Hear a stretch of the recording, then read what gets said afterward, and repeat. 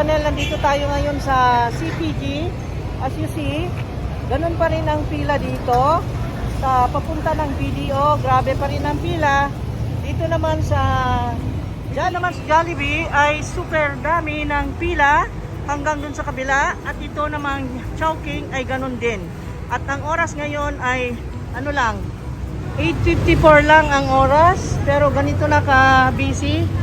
Ngayon ay kailangan kong bumili ng load ng aking cellphone kasi walang magamit. At ito naman, pinapila ko na para sa ganon ay marami kaming malakad at na sabay. Dito naman na ako, ang direction ko ay dito sa ayan, ang daming tao dito guys. Today is December 28 at ang daming tao, busy. Punta ako ngayon sa taas. Punta ako sa bilihan ng load kasi naubos ang load ko guys. Ganun pa rin, wala pa rin maliwanag na update about the electricity. Di ko alam kung kailan kaya mababalik. And then dito ay busy. Grabe. Iba na ngayon ang situation natin. Kahit saan ay puno ng tao. Ayan, pila yan ng LBC at saka M. Lumiere. At dito naman ay kailangan kong bumili ng prepaid card kasi wala eh. Alam niyo na, walang kuryente. Diyos ko, my God. Nakita nyo ang situation ngayon dito?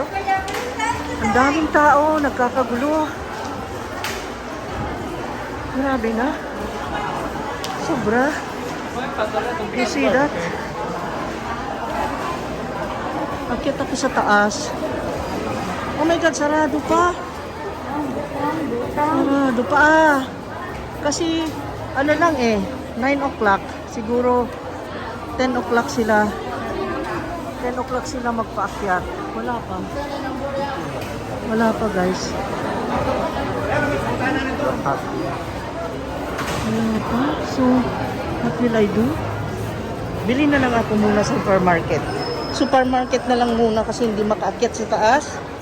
Bawal pa. Dito na lang muna. Kung ano yung available na may lakad para walang masayang na oras. Ay, Diyos ko. Ako yung natetense every time na lumabas kami. Ay, sorry ma'am. Kasi, yun nga. Bili ako ng ano,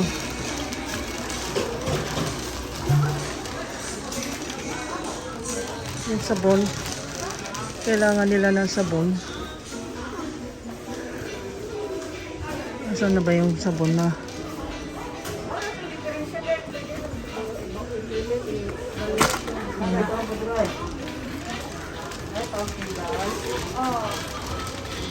Maura na siya.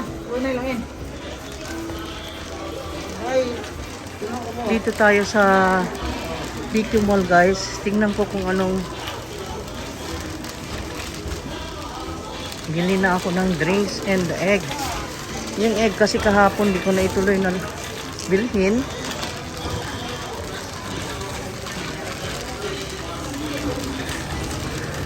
Alas 9 lang guys. Ganito na ang busy na kabisihan ng tao dito.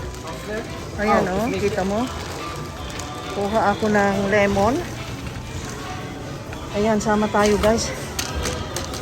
Ala, dampot ng dampot para walang masayang na oras kasi baka dumami bigla ang pila.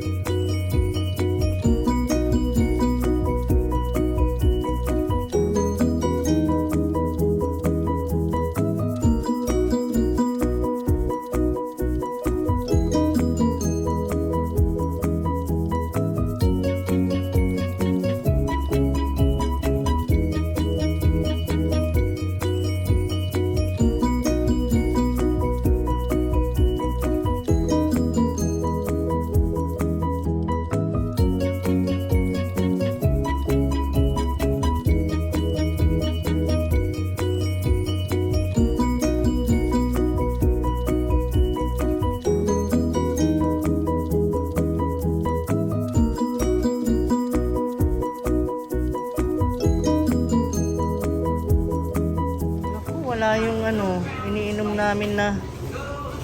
Pocari Sweat, wala. Sprite, wala. Ay nako, wala po. Aloe vera na lang. Cranberry, wala rin.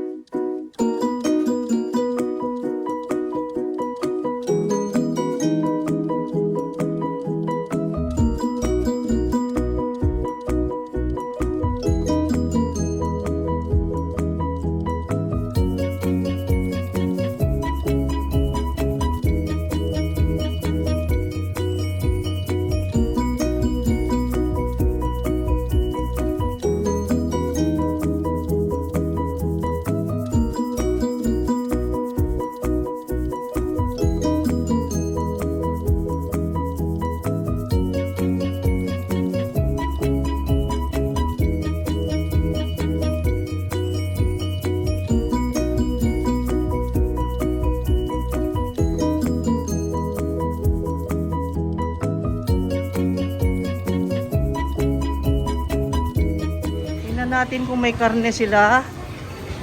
Bibili ako ng pork ribs eh. Alangan namang lagi na lang fast food.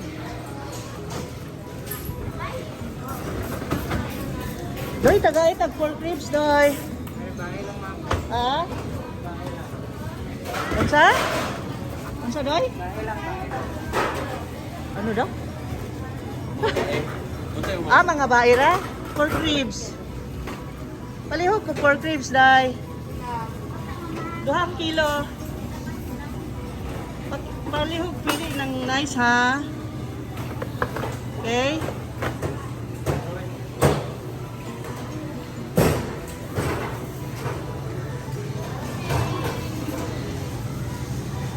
Ribs ako, day, ha?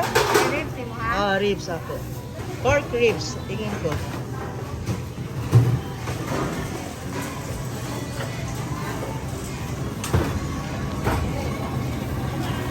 Hindi na naririnig ang salita kasi may mask tayo, guys.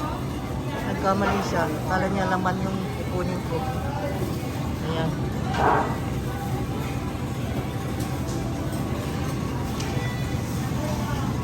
Hirap mo walang refrigerator, guys. Kaya ngayon kukuha rin ako ng liempo, i-adobo ko. Kasi ang hirap naman lagi na lang fast food. Hindi pwede. Masira na ang health ng mga anak ko. Lagi na lang fast food kinakain namin every meal. Hindi maganda. Yun nga ang kawalan ng tubig, kawalan ng kuryente. Yun, madali-dali naming isipin. Fast food lagi. Ayan. Kaya kilo lang na? 1 kilo lang, day. Palihog nang naiunod, day, ha?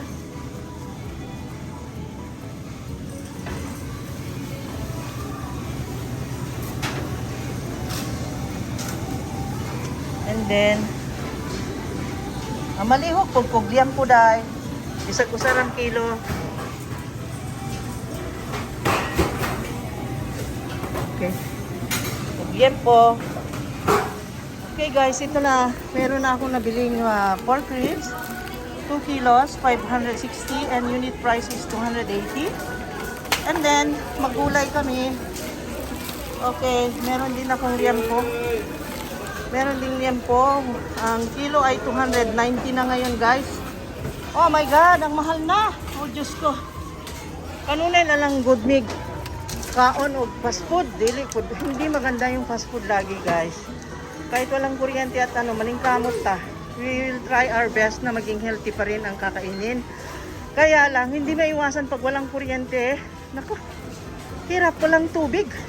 Pero at least kahapon, nakasahod kami talagang punuan naman ang mga tangke namin dahil umulan bigla at naipon na yung mga tubig namin. Ayan, at nandito ako sa pila number 1. At nandito naman sila Undoy, Guwapo Rababo o Buyag. Ayan ang sumunod sa akin. Dito. Uy! Diyos ko. Parang napaaga yata ang punta ko dito kasi alam nyo, mga istante dito hindi pa na-refill. Ngayon pa sila nagre-refill oh. Kasi ano pa lang wala pang 10 o'clock. Ayan. Kaya Okay na rin. Ito ako sa BQ guys. Ito ang lagi naming tagahatid. Yan siya, always. Ang bait niyan, tagal na niyan dito.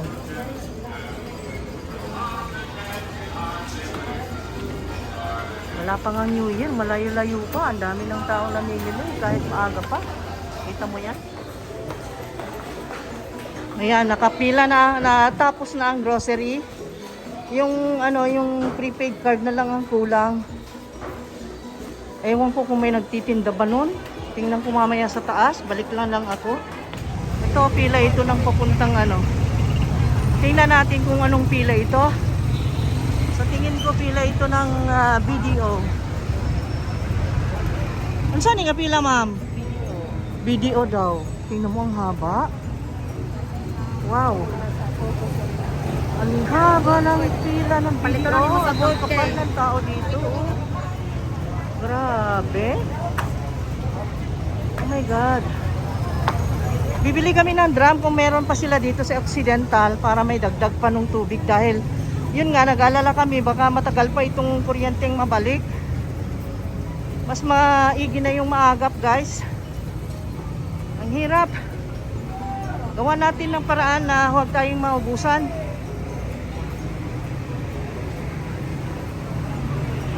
Dito rin naman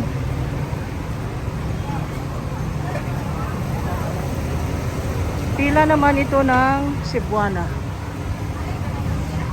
Nako, makulimlim na naman. Ako nervous na naman. Baka mamaya kung ano na naman itong panahon na ito. Hindi ko na na-update kasi ang labo ng signal. Paano na ito? Nasira pa yung router namin, itong bagyong Odette. Hindi pa na-restore ang linya namin ng internet. Oh my God, maawa. Hindi pa ako aakyat doon sa pinakatuktok ng bahay namin. Wala akong signal guys. Kaya pahirapan din ang pag-upload ng mga videos para lang kayong ma-update. Ayan guys. Ang traffic na ngayon. Wala na ang gasolina. Oh my God, miserable. Wala na ang gasolina, matraffic pa. Miserable life in Bohol. Ma-consume ang gasolina nito. Maawa ka Lord God, sana mabago na. Wala araw-araw tumitindi at tumitindi ang mga pila, mga tensyon dito. Traffic, grabe. Ang tindi. Mainit ang mga ulo ng mga tao.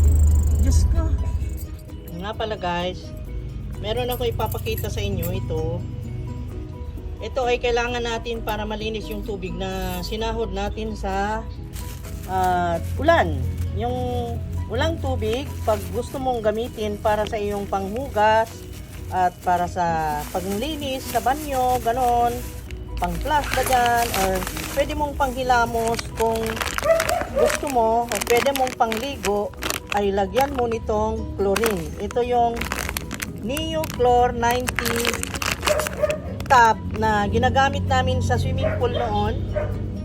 Huwag kang maingay dyan, ingay mo, Charm. Ito guys ay binili ko doon sa mga binibilhan ng gamit sa swimming pool. Ayan, at ito ay gagamitin natin doon sa mga tubig natin na sinahod galing sa ulan.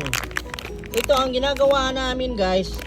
Ito marami to puno ito. Mga binili ko to 6 or 7 piraso pero naubos na yung 4. So ito hatiin ng mga let's say into 6 pieces. Tapos lagyan namin ng tigi isang piece yung mga drum na nilagyan namin, balde ganon. Tapos kung matansya mo na yung luminaw na at nalinis na yung tubig ay inaalis na namin. Ito yon guys, ito.